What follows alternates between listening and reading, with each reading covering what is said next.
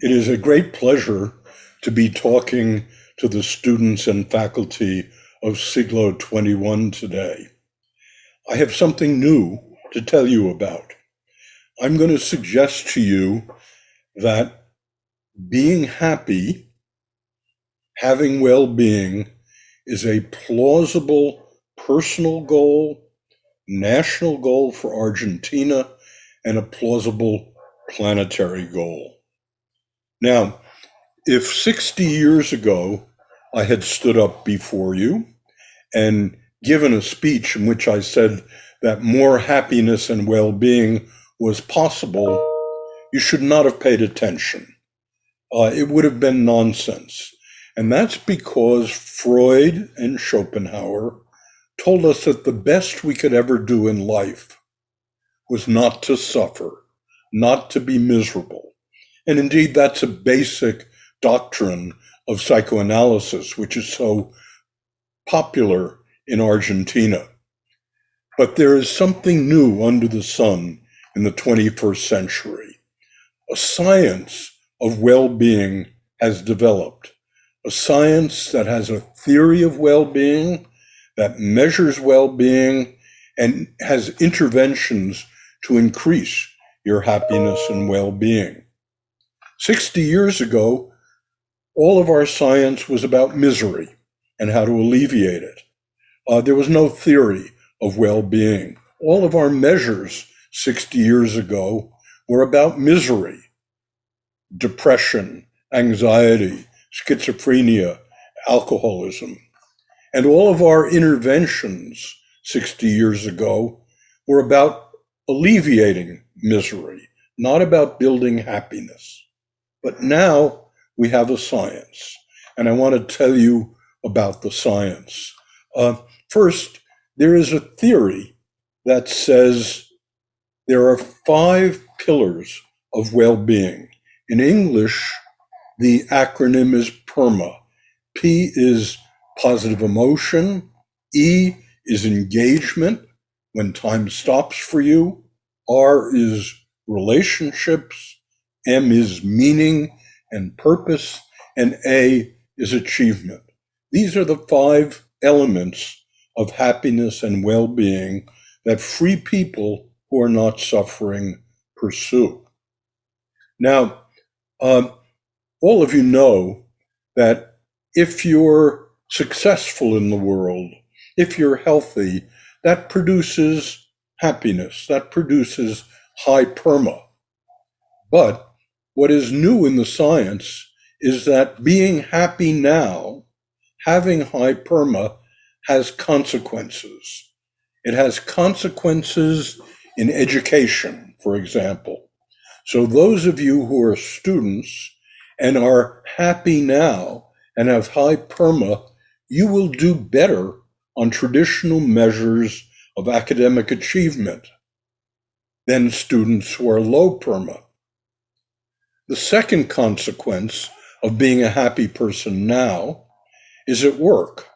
So we find that happy workers are more productive, they're better citizens, they stay in their job, they're not absent as much. And people who are high PERMA, high optimists, do better in sports. So we measure the optimism of great athletes. We look at Olympic swimming, at the National Basketball Association, at Major League Baseball, and at hockey. And we find that athletes who have high optimism do better, particularly when they're defeated. And so, for example, swimmers who are defeated and are optimistic become faster the next time, whereas pessimistic swimmers with low PERMA, become slower.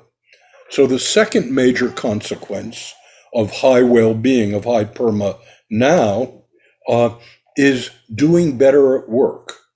And the third consequence is physical health. So we find that people who have high PERMA live longer than people who have low PERMA. And so, for example, we look at optimism.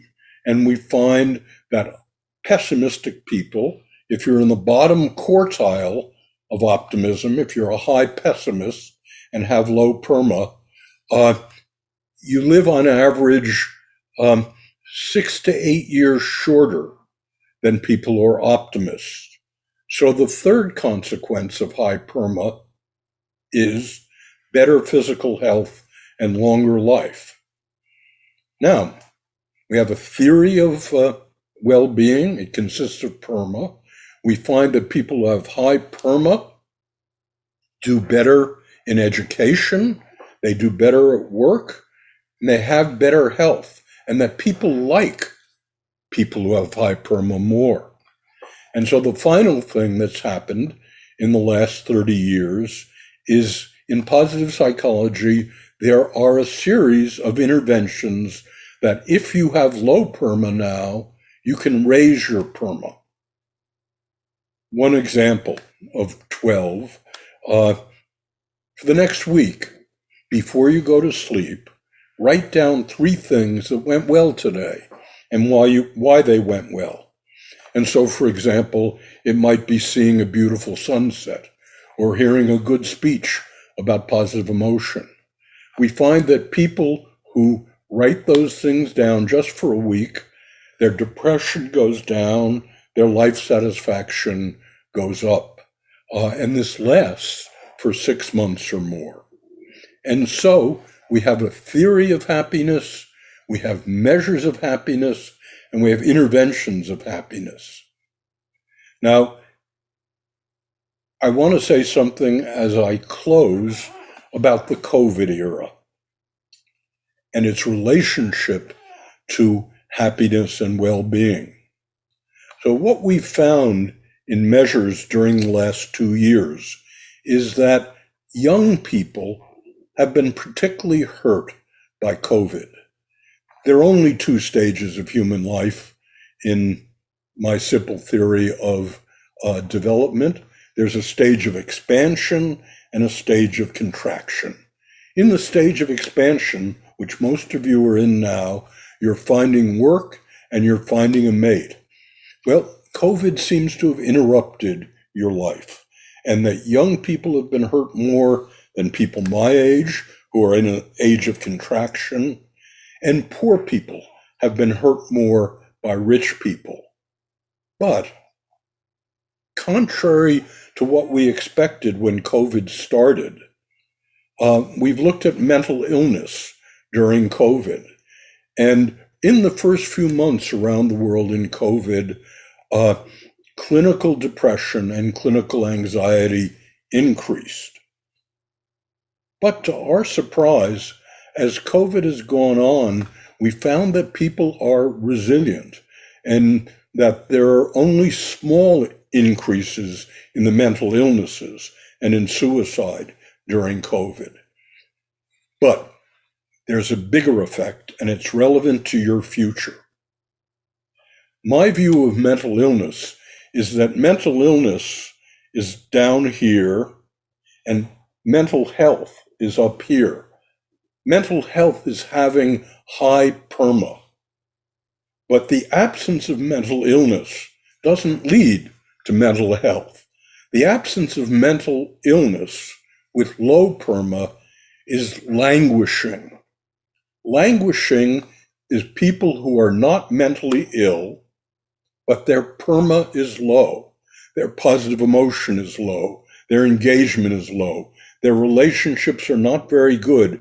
There's not much meaning in their life, and they're not accomplishing. So what we found during COVID, and this may resonate with many of you, is people have moved from high PERMA down to languishing.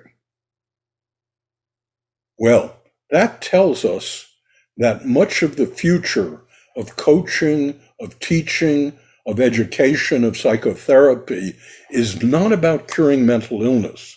It's about moving people who used to be flourishing, who used to have high PERMA, from languishing into flourishing. So let me summarize what I've said today in accepting this honor from the university. I've said that 60 years ago, happiness could not have been a plausible life goal. But I've said in the last 30 years, having higher well-being than you have now, having more happiness than you have now, has become a plausible life goal for you, for Argentina, and for the world. And that's because we now have measures of well-being, we have a theory of well-being, and we have interventions that reliably raise PERMA. This should be the goal, the raising of PERMA for education, for parenting, for the workplace, for therapy, and for coaching in the next few years of the 21st century. Now, I close by asking, what next after COVID? There are two views. One is the pessimistic view of the human future. It says we're in labor now, but what are we giving birth to? And that was a view put forward by William Butler Yeats 100 years ago in Ireland. It asks, what rough beast, its time come round at last, slouches toward Bethlehem to be born? That's the pessimistic view, that what we're giving birth to is something highly negative. But I have a different view, and it's the view put forward by Juliana of Norwich 650 years ago, in the middle of the Black Plague. Juliana was female. She had to call herself Julian, and she was a monk in Norwich. And here's what Juliana said in the middle of the Black Plague. He said not, thou shalt not be tempestive. He said not, thou shalt not be travailed. He said not, thou shalt not be diseased. He said, thou shalt not be overcome. And all shall be well, and all shall be well, and all manner of things shall be well. Thank you for the honor your university has bestowed on me today.